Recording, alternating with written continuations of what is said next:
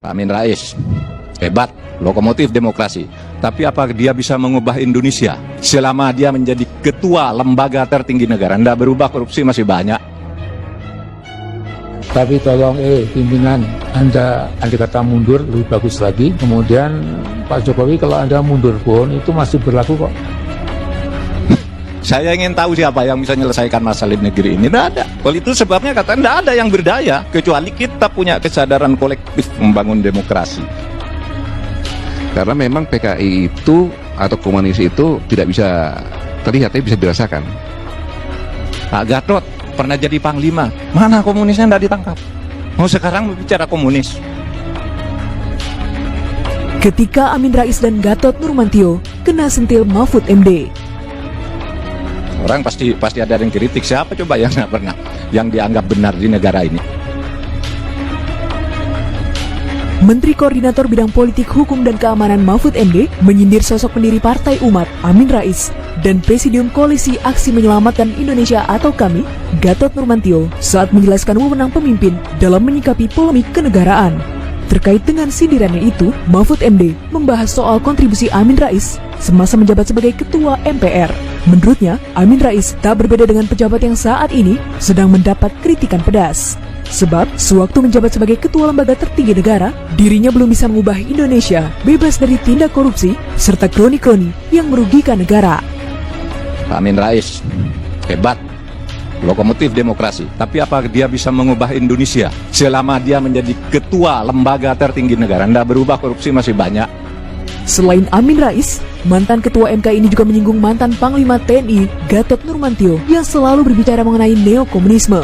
Dalam sindirannya itu, Mahfud mempertanyakan kinerja Gatot Nurmantio selama menjadi Panglima TNI, sebab selama ia menjabat tidak ada satu komunis pun yang ditangkap. Katanya banyak komunis, Pak Gatot pernah jadi Panglima, mana komunisnya tidak ditangkap? Mau sekarang bicara komunis. Seperti diketahui, baik Amin Rais maupun Gatot Nurmantio merupakan oposisi bagi pemerintahan Jokowi. Dalam hal ini, keduanya kerap mengeluarkan tudingan-tudingan miring terhadap pemerintahan Jokowi. Terlebih lagi, Amin Rais yang dengan lantang menyerukan agar Presiden Jokowi mundur dari jabatannya.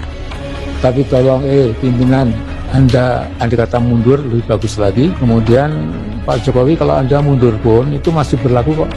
Kendati demikian, hal tersebut dimaklumi oleh Mahfud MD karena hal itu merupakan bagian dari berdemokrasi, di mana ia juga pernah melakukan hal yang sama sewaktu berada di luar pemerintahan. Namun, setelah berada di dalam pemerintah, ia pun harus siap untuk menerima kritik. Kritik kayak gini nih tadi kan tidak baru semua. Mesti pemerintah pada posisi yang salah. Dan itu memang pemerintah harus dibutuhkan. Saya ketika di luar, ya harus begitu dong. Sesudah jadi pemerintah, mari siap dikritik, gitu aja. Lalu berdiskusi, itu namanya demokrasi. Tidak hanya itu, Mahfud juga menyebut meskipun seseorang dinilai sebagai sosok calon pemimpin ideal, namun pada saat menjabat, orang tersebut pun tidak mampu berbuat apa-apa di luar bidangnya atau jabatannya. Di mana penjelasannya itu ia sampaikan dalam menanggapi tudingan bahwa dirinya tidak berpihak kepada rakyat terkait polemik Undang-Undang Cipta Kerja atau Ciptaker. Bukan hanya orang dikritik, bahkan orang juga sesudah memimpin itu meskipun ideal sebelum memimpin, sesudah memimpin dapat dikatakan tidak bisa berbuat apa-apa di luar bidangnya. Oleh karena itu, Mahfud beralasan dirinya selaku menteri tak bisa mengintervensi anggota DPR dalam proses pengesahan Undang-Undang Cipta Kerja. Ia mengklaim Undang-Undang Cipta Kerja dilahirkan atas dasar penyederhanaan, birokrasi, dan regulasi di tanah air yang selama ini tumbang tindih. Seperti diketahui, di dalam negara demokrasi itu, kebebasan berekspresi tidaklah dilarang. Namun, kewenangan seseorang baik presiden atau petinggi negara lainnya itu dibatasi dalam lingkup yang diatur oleh hukum, sehingga tidak dapat mencampuri urusan di luar kewenangannya. Seperti apa yang dijelaskan oleh Mahfud MD. Bahwa di dalam negara demokrasi itu setiap orang kewenangannya itu dibatasi oleh lingkup yang diatur oleh hukum. Haruli jadi Satpol PP berapa lama? Baru 1 bulan. 1 bulan. Ngeluarin biaya nggak jadi Satpol PP? Ngeluarin biaya. Berapa biayanya? 15 juta. 15 juta. Bayar 15 juta. Udah dapat gajian belum? Baru tanggal 19 September kemarin. 19 kemarin, 19 Juli dibayar gajinya. Berapa gajinya? 3 juta. 3 juta. Rasa ditipu nggak? Berasa. Rasa ditipu. Bayarnya sama siapa itu? Pak Yosi. Pak Yosi. Lakunya. Nah ini, kalau satu wanita Berapa lama kerjanya? Mau jalan 2 bulan, Pak. Mau jalan 2 bulan. Masuk kerja. Gimana kerjanya? Kelilingnya, tugasnya? Kelilingnya itu kita biasanya ke Jakarta Utara sama Jakarta Timur. Jakarta Utara, Timur. Sasarannya apa? Sasarannya orang yang nggak pakai masker, Pak. Orang nggak pakai masker. Ditindaknya apa bentuk tindakannya? Tindakannya berupa tilang sama teguran aja sih, Pak. Tilang tuh apa bentuknya tilang? Tilang itu maksudnya bentuk surat. Surat? Jadi ada denda secara bayar sama secara sosial. Pernah ada yang bayar nggak? Saya kurang tahu, Pak. Saya hanya menuliskan aja, Pak. Jadi saya bikin data, kasih ke orangnya, udah selesai gitu doang, Pak. Iya. Langsung pulang. Kamu masuk Satpol PP, berapa biayanya masuknya? Diminta berapa? 25 juta. Berapa? 25 juta. 25 juta. Iya. Bayar 25 juta. Sekarang kamu tahu kalau kamu ditipu. Iya, Pak. Dari awal sebelum transfer. Oh. Dari SK-nya yang SK-nya di apa? barcode-nya itu kan tanda tangan Bapak nggak ada tuh, hanya dikasih barcode. Ada tanda tangan saya? Nggak ada. Nggak ada tanda tangan sayanya, tapi ada nama saya. Ada NIP Bapak. Ada NIP-nya, Iya. ada barcode. Barcode-nya apa saya barcode kok kosong. Kosong. Nah, saya mau tanya sama siapa gitu kan, sama Bapak nggak mungkin karena dia kan bukan orang pegawai pemerintahan gitu kan.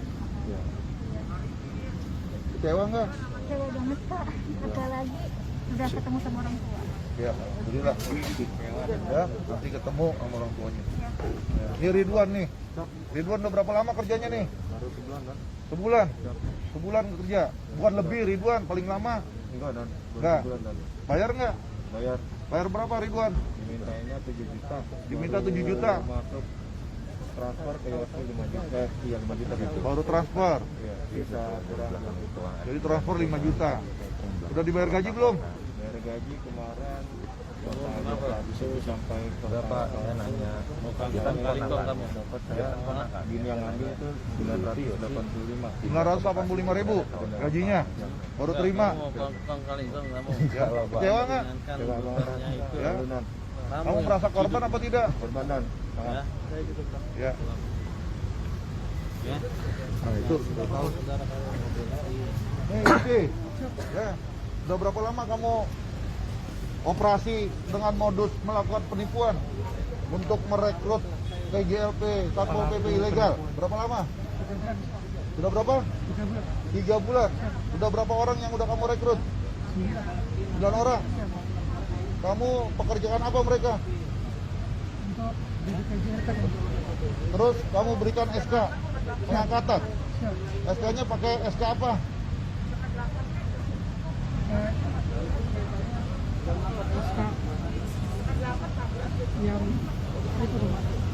Ada nama siapa di situ?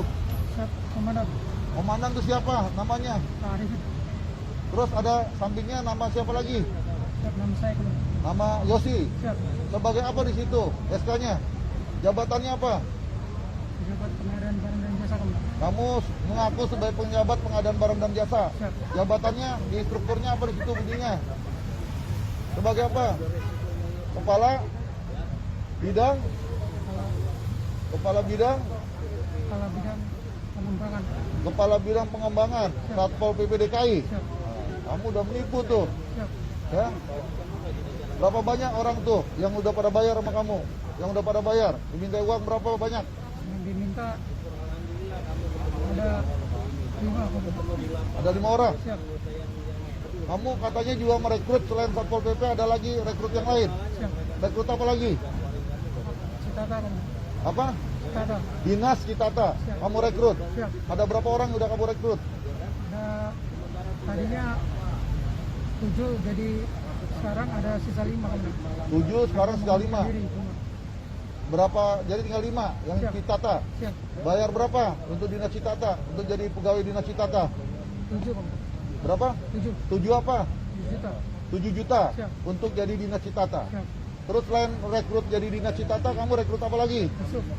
Dishub. Siap. Berapa bayarnya untuk jadi Dishub? Siap. 5 juta. 5 juta. Siap. Berapa orang yang udah kamu rekrut? 8. 8 orang. Siap. Sudah dipekerjakan belum? Belum ada yang masuk, belum ada yang bekerja, Komandan. Belum ada yang bekerja. Siap. Uangnya sudah bayar. Sudah. Sudah. Mulai kapan nanti mereka dipekerjakan? Januari, Komandan. Januari. Siap. Kemudian apa lagi selain Dishub maupun Citata? PTSP. PTSP. Siap. PTSP ada berapa orang udah kamu rekrut? 11. 14 orang. Siap. Berapa bayarnya untuk jadi anggota PTSP? 5 juta. 5 juta. Udah kerja belum orangnya? Udah pada bayar? Udah bayar. Mereka kerjanya mulai kapan? Januari. Tahun berapa? 2022. Kamu tahu kamu salah? Siap, tahu salah. Apa modus kamu melakukan penipuan? Siap.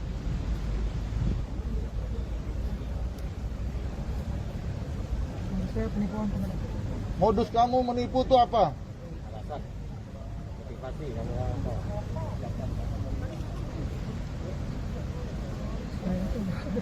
Alasan kamu menipu apa? Siap. Modusnya apa modusnya? Mendapatkan untung yang besar. Dapatkan uang besar, Siap. dapatkan untung besar. Siap. Orang lain merasa jadi dapat kerugian, Siap. sedangkan kamu dapat untung besar. Siap. Kamu sadar nggak itu perbuatan salah itu? Siap. Siap apa? Sadar Komandan. Sadar, sadar apa? Salah apa? Salah. Terus kenapa kamu lakukan? Tinggalnya di mana kamu? Bekasi Komandan. Di mana? Bekasi. Di Bekasi. Siap. Udah berapa kali kamu melakukan penipuan seperti ini? Saya dengar kamu udah pernah juga melakukan penipuan-penipuan yang lain. Siap. Hah? Siap. Penipuan apa? Penipuan sebagai apa? Ayo jelaskan, penipuan sebagai apa? Di protokol Komandan. Protokol apa? Pemprov DKI. Protokol Pemprov DKI. Ya. Karena kamu juga mengaku-ngaku sebagai anggota protokol Pemprov DKI, protokol gubernur. Siap. Begitu. Siap. Terus kamu menipu. Siap. Terus kamu pernah ditahan. Siap. Berapa lama kamu pernah ditahan? 3 bulan. 3 bulan. Terus kamu pernah juga ngaku-ngaku sebagai anggota apa lagi? Brimob. Siap. Jabatannya apa sebagai Brimob? Dan Kimpat. Dan Kimpat apa? Kimpat Gegana Komandan. Gegana, Siap. Palangkaraya. Siap. Gitu. Siap. Kamu juga seperti itu, udah banyak pelanggaran pidananya kamu. Sekarang kamu ulangi lagi perbuatan-perbuatan yang melanggar hukum. Ya.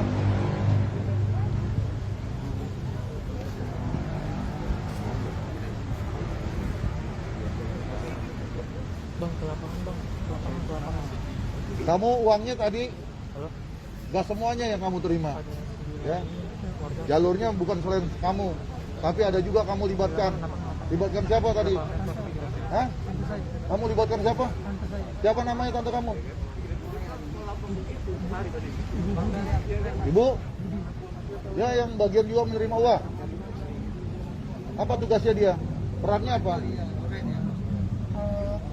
Yang menerima surat lamaran dan uangnya aman. Menerima surat lamaran dan menerima uang. Kamu melibatkan Ibu Budi. Apa hubungan keluarga sama kamu? Tante. Sebagai apa? Tante saya. Tante. Dia tahu bahwa ini adalah proses penipuan? Nggak tahu. Tidak tahu. Siap. Tapi kamu libatkan tante kamu Siap. untuk menerima lamaran kerja sama menerima uang. Siap. Begitu? Siap. Pak, ini ada kronologisnya gimana sih Pak cerita tadi Pak? Iya, kita dapatkan informasi beberapa hari sebelumnya bahwa ada salah satu yang menyampaikan informasi kepada kami ada indikasi adanya penipuan, ya, rekrutmen PJLP, di mana mereka ini yang sudah direkrut, kemudian mereka sudah dipekerjakan, ya, dipekerjakan dari sejak bulan Mei sampai dengan sekarang mereka dipekerjakan. Ya, di antara mereka itu merasa ada sesuatu yang ganjil, ya, ada sesuatu yang tidak sesuai.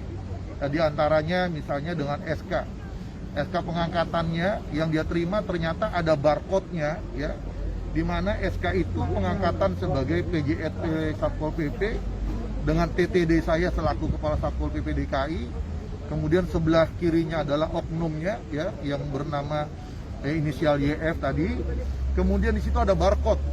Ternyata barcode-nya ketika di-scan kosong, ya, tidak ada data apapun. Nah, di situ mulai ada kecurigaan. Kemudian juga ada yang merasa di antara mereka itu kok tugasnya tidak pernah tahu kantornya di mana. Ya, mereka hanya mendapatkan perintah-perintah dari oknum YF ini melalui rumahnya.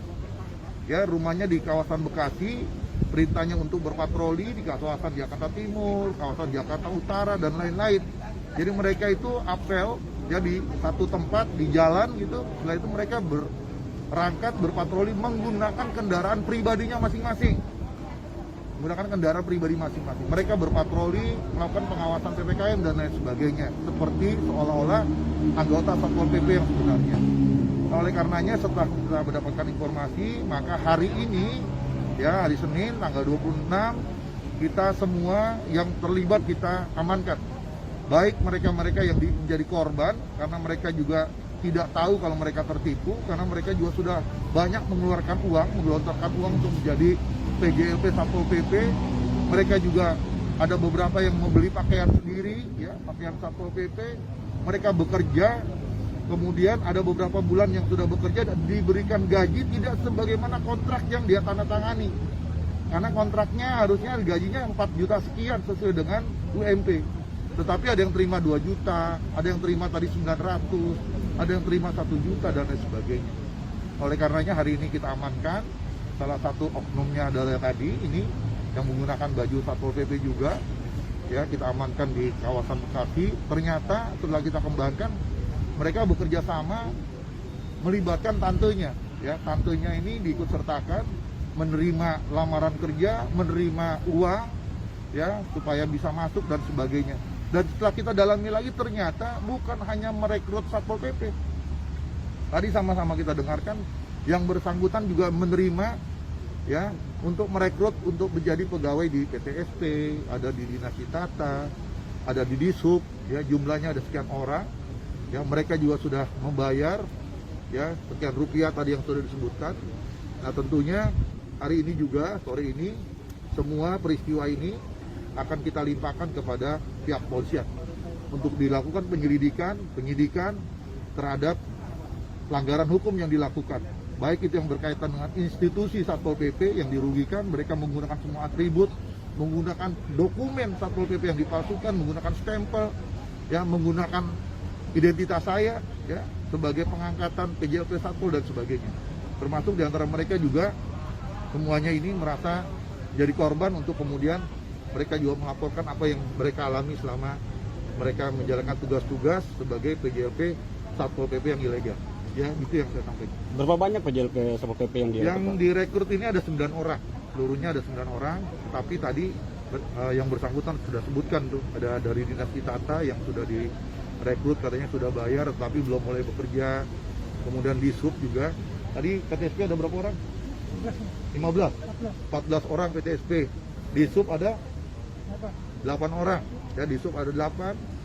PTSP tadi ada 14 orang. Kemudian Kitata ada 5 orang, ya, yang dimana mereka sudah mengajukan lamaran pekerjaan, sudah diterima, kemudian mereka juga sudah bayar, ya, dengan berapa nilai yang tadi disebutkan, ada yang 5, ada yang 7 dan sebagainya, 5 juta dan sebagainya.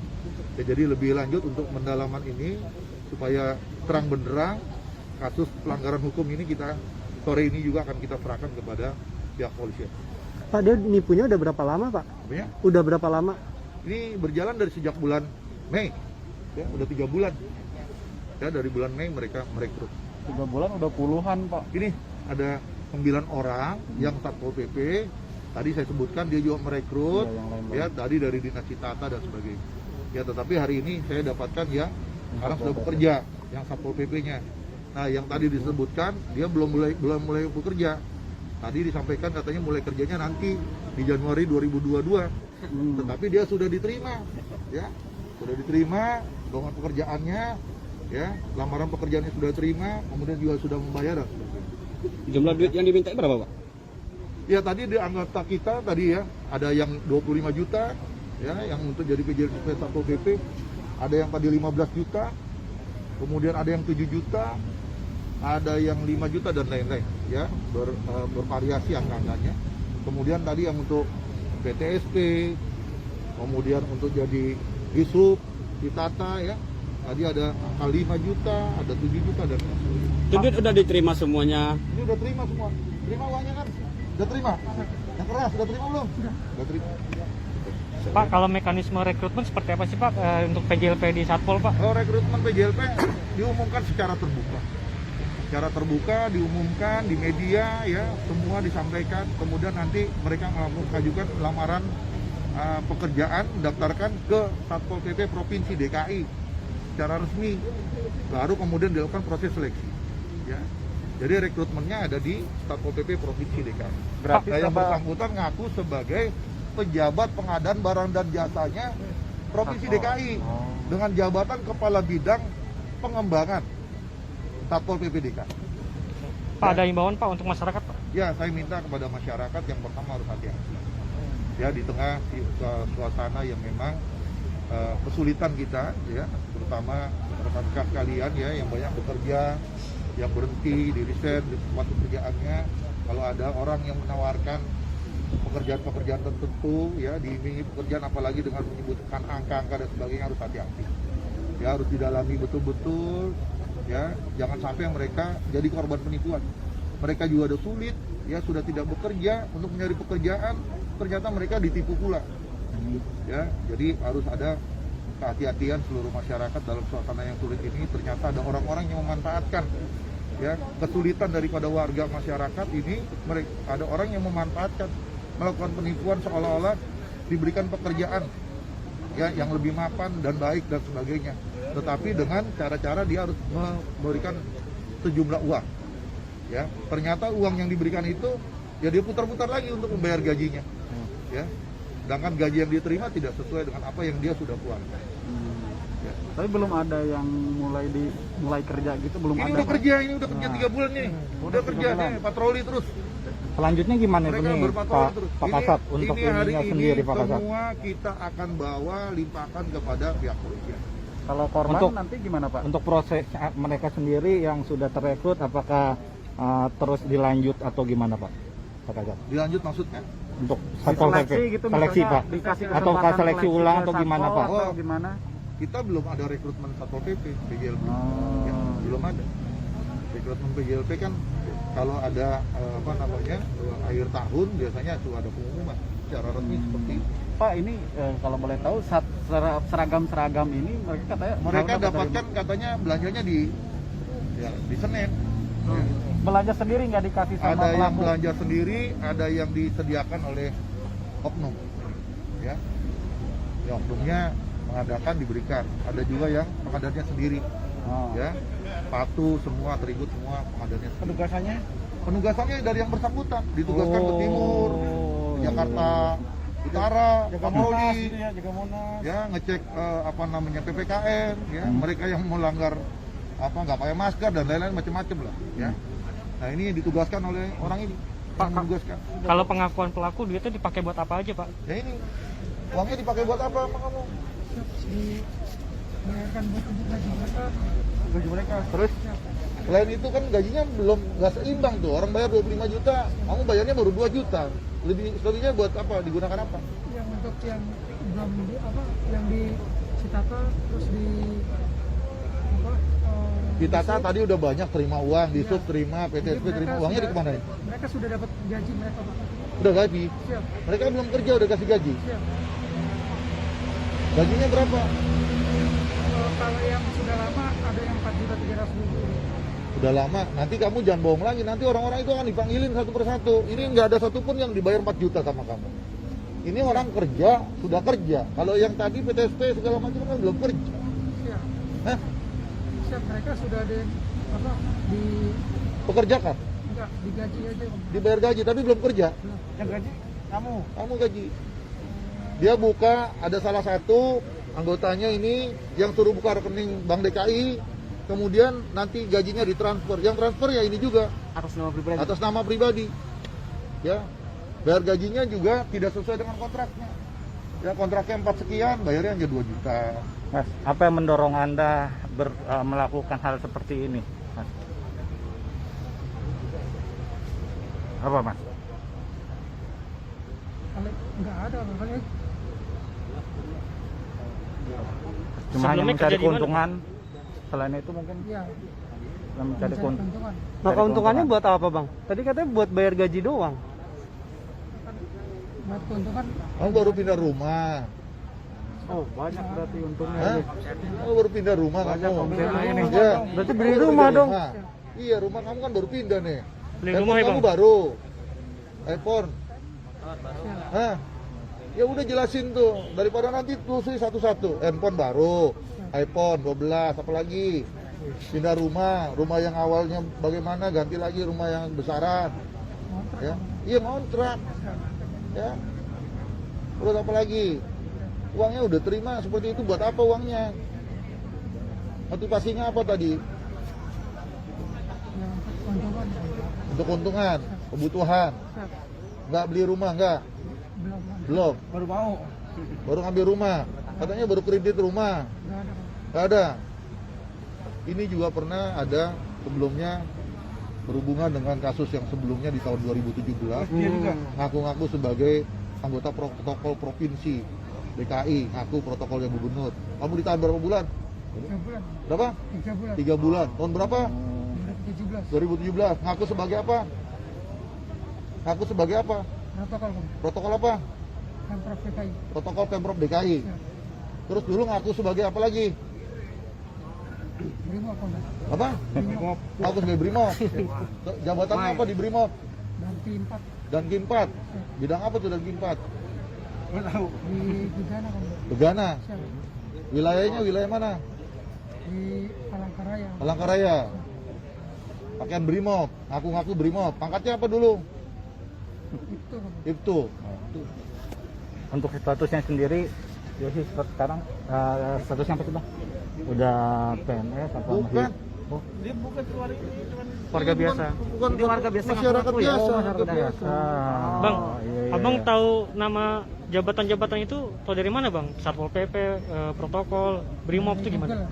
Google. Dari Google. emang niat dia. Sebelumnya kerja apa sih bang? Nah, Sebenarnya saya security. Security. Polisi asli apa? Aku. Asli. Oh, asli. Di mana? Di mana? Di daerah di perumahan di Bekasi. Terus keluar kenapa tuh? Karena ganti yayasan aja. Cara meyakini Anda kepada korbannya seperti gimana? Ini kan bukan cuma 1-2 orang aja ya kan korbannya. Gimana? Ya karena saya minta tolong sama tante saya untuk mencari orang. Berarti pelakunya nggak sendiri dong? Itu ada Pak, tantenya. itu tantenya PNS gimana bukan? Pak nanti Pak? Itu tantenya. Oh ada. Ibu-ibu kasihan lah, nggak usah jangan. Ya maksudnya yang lagi duduk dari satpol gimana tindakan ke tantenya? Tetap ibu-ibu yang Di bawah ya, tantenya Pak? tetap di bawah karena tantenya itu yang menerima uang juga ya, kemudian menerima lamaran pekerjaan. Ya ini kan ada keikutsertaan, ya turut serta dalam pelanggaran pidana.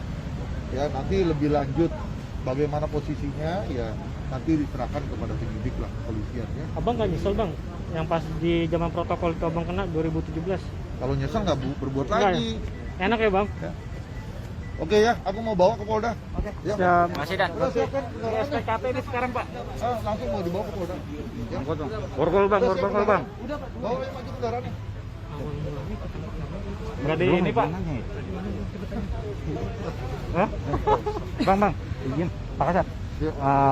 Awal penangkapannya sendiri bisa terbongkarnya Pak Kasar. Ya, tadi saya sudah sampaikan bahwa awalnya ada salah satu keluarga, ya, keluarga dari si korban yang curiga, ya, curiga kok salah satu keluarganya ini sekarang ini yang aku sebagai anggota Satpol PP kok kerjanya nggak begitu jelas, ya, kantornya tidak jelas, ya. Kemudian juga dokumen administrasi penetapan pengangkatan dia juga kesannya yang dia lihat ini nggak benar, ya. Masa orang dibayar gajinya atas nama seseorang, ya, jadi transfernya pakai nama seseorang, ya. Jadi atas dasar itu dari pihak keluarga coba mempertanyakan kepada kita apa benar ada orang nama ini, ya, yang merekrut menjadi PJLP Satpol PP. Setelah kita dapatkan nama, ternyata orang ini bukan anggota kita, ya, bukan anggota kita. Akhirnya dari si korban salah satunya kita ambil untuk jadi informan. Kita panggil, kemudian kita dalami, dia juga jelaskan bahwa dia sudah bekerja dari sejak bulan Maret, bagaimana cara bekerjanya, bagaimana penggajiannya dan sebagainya. Ternyata kita dapatkan dari situ bahwa bukan hanya satu orang, ya, ternyata ada 9 orang. Nah, oleh karenanya kemarin kita sudah arahkan kepada yang bersangkutan supaya mereka kumpul semua 9 orang untuk berkumpul di satu tempat, kemudian kita sergap, kita amankan. Yang 9 orang itu tadi kita amankan di kawasan Jakarta Timur, di kawasan Cakung tadi pagi. Ya, tadi pagi kita amankan di kawasan Cakung mereka yang menjadi korban. Kemudian dari situ kita langsung melakukan penyergapan ke rumah si pelaku, ya, Yosi. Ya. Kita datangi ke sana di kawasan Pondok Bekasi, kita sergap, kita bawa. Ya, tadi ngakunya dia sedang isoman, katanya begitu. Tetapi tadi sebelum kita lakukan pemeriksaan kita sudah periksa antigen semua. Negatif. Ya, semua negatif. Ya, jadi yang bersangkutan kita bawa dari rumahnya, kita bawa ke kantor, kemudian dikembangkan lagi. Dia ada kerjasama dengan tantenya. Ya, tantenya inisialnya BA. Ya, jadi tantenya inisialnya BA, usia 59 tahun. Kita jemput juga. Jadi didampingi tadi oleh suaminya, ada Pak RW-nya juga tadi ikut serta. Ya, kita bawa, kita tanya masing-masing perannya sebagai apa. Ya, yang tadi tantenya mengaku karena dia dapat informasi dari si YF tadi bahwa si YF bisa mempekerjakan, memasukkan kerja. Ya,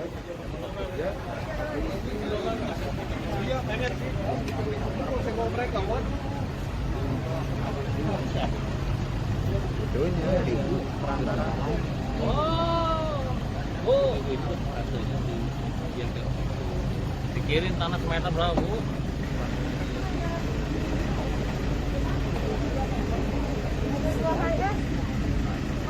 Di depan aja lah dulu ya. Iya. Suaminya. Ada mobil nggak belakang? Depan nih. Ibu-ibu itu tantenya si Yosi? Iya, tantenya. Biar mobilnya maju dulu tuh. Ayo.